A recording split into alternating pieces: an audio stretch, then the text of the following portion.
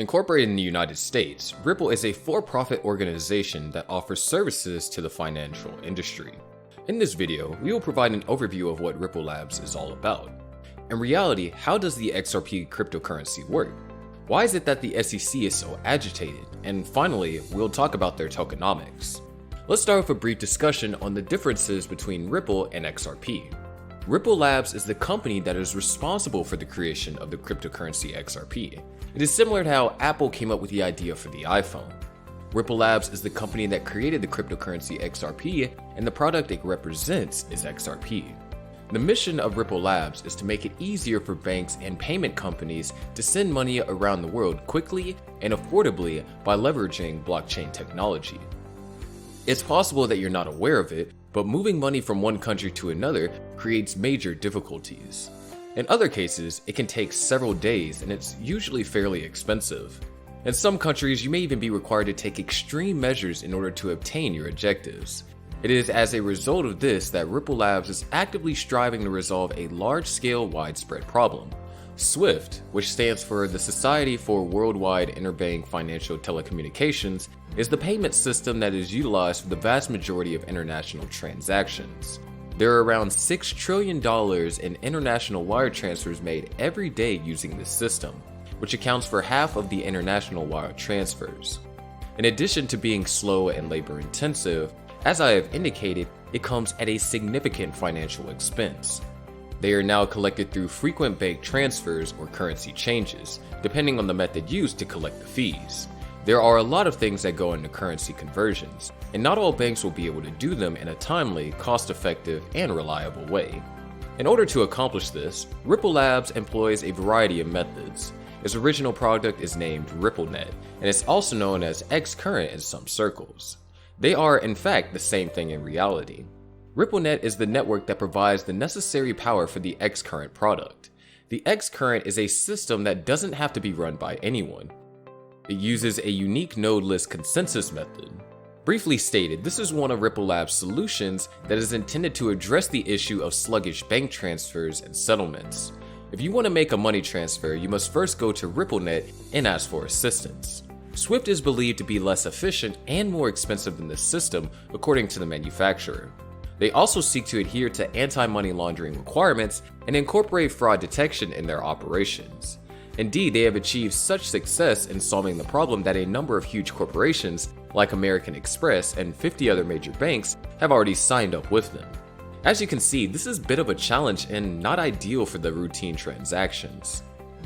Ripple Labs has also introduced Ripple, a cryptocurrency with the ticker XRP, which is also owned by Ripple Labs. Even though this cryptocurrency, like many others, is backed by a blockchain, there are some significant variations between them. The transactions are confirmed for the first time in less than 5 seconds. Furthermore, the cost of each transaction is rather low. As a second point, the blockchain has a transaction processing speed of around 15,000 transactions per second, which is quite fast when compared to other blockchains. They claim to be able to achieve these Visa-like speeds, but I couldn't find any technical justification for this claim. So, you might be wondering where this fits into the overall scheme of things.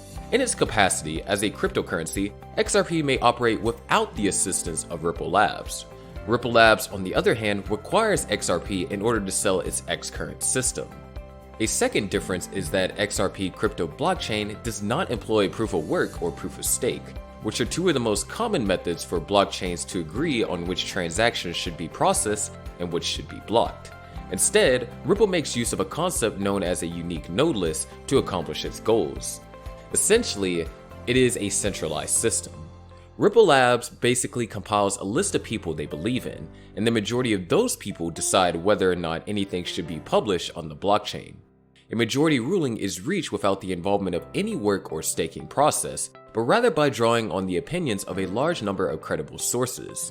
A quick reminder that XRP can be divided to 6 decimal places, with the lowest value being referred to as a drop and the highest number being referred to as an up. So, back to the blockchain, there is no incentive for anyone to run your validator, unless you wanted to collaborate and manufacture bogus transactions, in which case that would be an incentive. In addition, a lot of people say that XRP is very centralized and they express their displeasure in this way. What is the connection between all of this and centralization? One of the most significant advantages of cryptocurrencies is decentralization, which allows us to move away from the banks having control over our funds. But why would we use XRP if it's centralized? According to my understanding, Ripple Labs lost control of the network after releasing their initial RTXP protocol, which uses the XRP currency. However, Ripple Labs can maintain it in the same manner as Bitcoin nodes and Ethereum Foundation can maintain and suggest updates to their blockchain. To be clear, XRP can function without the assistance of Ripple Labs. Some of Ripple Labs' other products, on the other hand, are unable to work without XRP.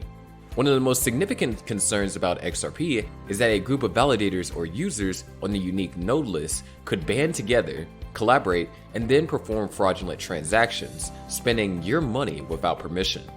As I previously stated, validators do not receive any compensation. They don't get a mining fee or a validating staking reward. They're only on the list for the sake of being on it. So let's move on to the Security and Exchange Commission concerns. As a result, the SEC, a government agency, claims that XRP is a security rather than a currency. This is a significant litigation because it establishes a precedent for future cryptocurrencies. According to the SEC, Ripple co-founders are treating XRP as a security, similar to a stock or a bond. And if they are, the legislation surrounding it should be changed. This actually says more about the US government than it does about Ripple Laboratories. In short, the US government is upset that XRP resembles a stock, but these security concerns are unconnected to the majority of the centralization concern. Finally, we'll take a look at the field of tokenomics. To begin, XRP is used to signify the amount of XRP that is required to be spent. Therefore, as the coin is used more frequently, natural demand will increase as the result of increased usage. Second, there is a set supply of 100 billion XRP coins, and according to them, no more can be created than the amount of currency. Around $20 billion were distributed to the founders, $7 billion were distributed to Ripple Labs, and $40 billion were distributed to corporations and individual investors. A total of 33 months is required to send the remaining to the Ripple Laboratories at a rate of around 1 billion Ripple per month for the duration of the project. Although I have heard that they have had an interesting vesting schedule, this technically means XRP is slightly deflationary since the fees are burned and naturally people will lose or forget their wallet keys. The cross-border problem is solved by stablecoins. It also overcomes the performance and affordability issue if you utilize a layer 2 scaling solution. Plus, depending on the one you use, stablecoins are considerably more decentralized. We're here to educate you, so take that for what it's worth.